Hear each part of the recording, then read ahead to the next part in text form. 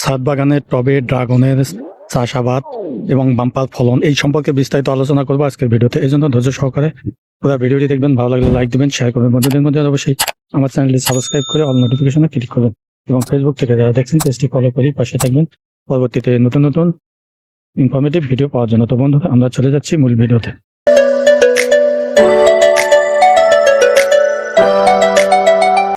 আসসালামু আলাইকুম রহমতুল্লাহ ওবরাকাতুহু। বন্ধুরা কেমন আছেন? আশা করি সবাই ভালো আছেন। তো বন্ধুরা, ছাদ বাগান টবে ড্রাগনের চাষাবাদ সম্পর্কে বিস্তারিত আলোচনা করবো আজকের ভিডিওতে। এই জন্য ধৈর্য সহকারে পুরো ভিডিওটি দেখবেন। তো বন্ধুরা লক্ষ্য করুন, একটি ড্রাগনের চারা, এই চারা সামান্য গাছ হয়েছে, এই যে এই পর্যন্ত, বেশি বড় হয়নি এইটুকু গাছ, কিন্তু এইটুকু গাছে প্রতি মাসে একটি করে ড্রাগন এখানে পাওয়া যাচ্ছে। বছরে প্রায় 12 থেকে 15টি ড্রাগন ধরে মিনিমাম। এখানে দেখুন একটি ড্রাগন আবার পেকেছে, এবার 2-1 মধ্যেই তোলা যাবে। একটি ড্রাগন এখানে লক্ষ্য করুন। তো বন্ধুরা লক্ষ্য করুন, এটি এটি একটি টব, 30-32 ইঞ্চি একটি টব। এই টবে ড্রাগনের চাষ সম্পর্কে আলোচনা করব। তো ড্রাগন এখানে দেখুন, আরো একটি টবে ড্রাগন লাগিয়েছি, এটি গাছ কেবল হচ্ছে। এবং আরো একটি টবে এই বোধহয় 15-20 দিন হচ্ছে এই গাছটি লাগিয়েছি, একটি মাত্র গাছ।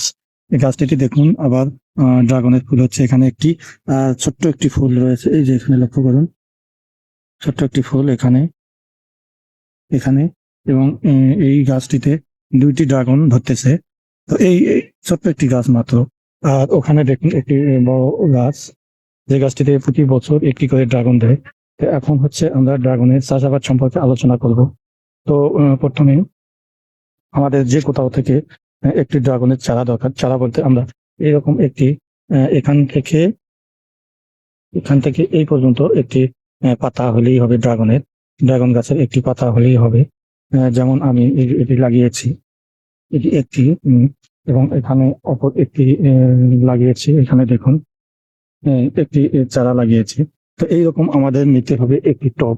তো আমার এইগুলো সিমেন্টের তৈরি টব। এই টবগুলো আমি বাড়িতে বানিয়েছি। আপনারা যদি বাড়িতে না পারেন কিনতেই পাবেন। এই টবগুলো হয়তো 250-300 টাকার মধ্যে হয়ে যাবে এই টবগুলো। 32 বা 36 ইঞ্চি একটি টব, এরকম একটি টব আমাদের লাগবে এবং একটি ড্রাগনের চারা লাগবে। তো একটি চারা আমরা যে কোথাও থেকে সংগ্রহ করতে পারবো, না হলে কিনতে পাওয়া যাবে। চারা বলতে যে কোনো একটি পাতা, পাথরকুচির মতো একটি পাতা সংগ্রহ করলেই এই পাতাটাই একটা চারা। অর্থাৎ এখানে যে পাতাটা বা শাখা রয়েছে, শাখাগুলোই চারা। তো একটি চারা আর একটি টব সংগ্রহ করব এবং সেই সঙ্গে আমাদের কিছু মাটি দরকার। এই মাটিগুলোর জন্য আমাদের দেশি দোআঁশ মাটি লাগবে। অর্থাৎ আমরা পরিমাণ মতো দোআঁশ মাটি দেব। আমরা একটি টবের জন্য যতটুকু মাটির দরকার, সেই মাটির মধ্যে আমরা 60% আমরা গোবর দেব। আমাদের দেশি গোবর, যে গোবরগুলো আমাদের রয়েছে গরু, অর্থাৎ গবাদি পশু, গরু যে পায়খানা করে, সেই গোবরগুলো আমরা শুকনো গোবর 60% দেব। আমরা 40% মাটি দেব। আর সেই সঙ্গে আমরা টিএসপি, এমপি যদি পারি আমরা দেশি সার দেবো। আর যদি না পারি সেক্ষেত্রে শুধু গোবর দিলেই চলবে। দিয়ে মাটিটা ভালো করে মিক্স করব। মিক্স করার পর আপনারা টবে লক্ষ্য করবেন, টবে আমি দেখাচ্ছি আপনাদের। টবে সাধারণত নিচের দিকে একটি ফুটা থাকে। তো দেখুন, এই যে একটি খালি টব, এই টবে ঠিক নিচের দিকে পেছনে এখানে লক্ষ্য করুন, এই টবটির ঠিক মাঝখানে এই ফুটাটি রাখতে হবে। এই ফুটাটি পানি নিষ্কাশনের জন্য রাখতে হবে, যাতে টবে কোনো পানি জমে গাছ ক্ষয়ক্ষতি না হয়। এই জন্য এটিকে রাখতে হবে। তো এই জন্য আমরা এটিকে রাখবো। এবং এই ফুটার মাঝখানে আমরা একটি খোলামকুচি দিব। এইরকম খোলামকুচি দিয়ে আমরা সেখানে, খোলামকুচি দেওয়ার অর্থ হলো একটু ফাঁক থাকবে এবং সেই ফাঁক দিয়ে নিঃসৃত পানি বের হয়ে যাবে, যাতে গাছের ক্ষতি না হয়। আর পানি গাছে জমা থাকলে সেক্ষেত্রে গাছের ক্ষতি হতে পারে। তো এই জন্য আমরা সেটি করব। করার পর আমাদের ঠিক মাটিগুলো সুন্দরভাবে মিশ্রণ করব। আমরা টিএসপি, এমপি যদি পারি দেব, গোবর আর জৈব সারও যদি আমরা দিতে পারি দেব। দেওয়ার পরে মিক্সার করব। করার পর সেই মাটিগুলো আমরা সুন্দরভাবে টবে রাখবো এবং ঝাঁকিয়ে ঝাঁকিয়ে টবটিতে রাখবো। রাখার পর টবের ঠিক 1.5-2 ইঞ্চি, টবের যে পাড় আছে, পাড় থেকে 1.5-2 ইঞ্চি পর্যন্ত আমরা ফাঁক রেখে মাটি দেব। কারণ হচ্ছে যে আমরা টবে পানি দেওয়ার জন্য এই ফাঁকটি আমাদের রাখতে হবে। তো এই ফাঁকটি রাখার কারণে আমাদের পানি দেওয়া যাতে হয়, সেজন্য আমরা এটি রাখবো। দেওয়ার পর মাটিগুলো সুন্দরভাবে যাতে কোনো প্রকার গ্যাপ না থাকে, ফাঁক না থাকে, আমরা টবটি ঝাঁকিয়ে ঝাঁকিয়ে সেই মাটিগুলো টবের মধ্যে ভরাবো। ভরার পর ঠিক টবের মাঝখানে এখানে লক্ষ্য করুন যে এই চারাটি ড্রাগনের চারাটি টবের ঠিক মাঝখানে কিন্তু লাগিয়েছি।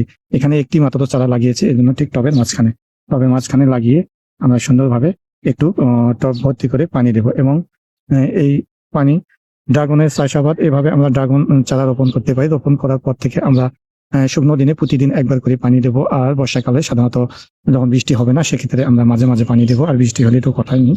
তো এভাবে আমরা যত্ন নেব। আর কোনো প্রকার কীটনাশক বা কিছুই দেওয়ার দরকার নেই। তবে ড্রাগন ফুল আসার সময় এখানে লক্ষ্য করুন, দেখুন হয়তো একটু পিঁপড়া আসতে পারে। সেক্ষেত্রে আমরা পিঁপড়ার ক্ষেত্রে আমরা সাধারণত হলুদ, আমাদের যে খাওয়া হলুদ, সেই হলুদ আমরা গুলি পানি একটু দিলেই পিঁপড়া থাকবে না।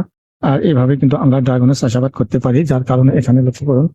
তো বন্ধুরা, এভাবে আমরা আমাদের ছাদ বাগানের টবে সুন্দরভাবে ড্রাগনের চাষ করে সেই ড্রাগনের ফল আমাদের পরিবারের ড্রাগনের ঘাটতি পূরণ করতে পারে। এরকম দুই একটি টবে যদি আমরা ড্রাগন চাষাবাদ করে থাকি। তো বন্ধুরা, দেখলেন তো ভিডিওটি কেমন লাগলো? ভালো লাগলে অবশ্যই একটা লাইক দিবেন। সেই সঙ্গে বন্ধু বান্ধবের মধ্যে শেয়ার করতে বলবেন না। আর আমাদের ভিডিও বা আমাদের চ্যানেল সম্পর্কে কোনো প্রশ্ন বা মতামত থাকলে অবশ্যই কমেন্ট সেকশনে লিখে জানাবেন। তো বন্ধুরা, আজ পর্যন্ত সবাই ভালো থাকবেন, সুন্দর থাকবেন, সুস্থ থাকবেন। আল্লাহ হাফেজ।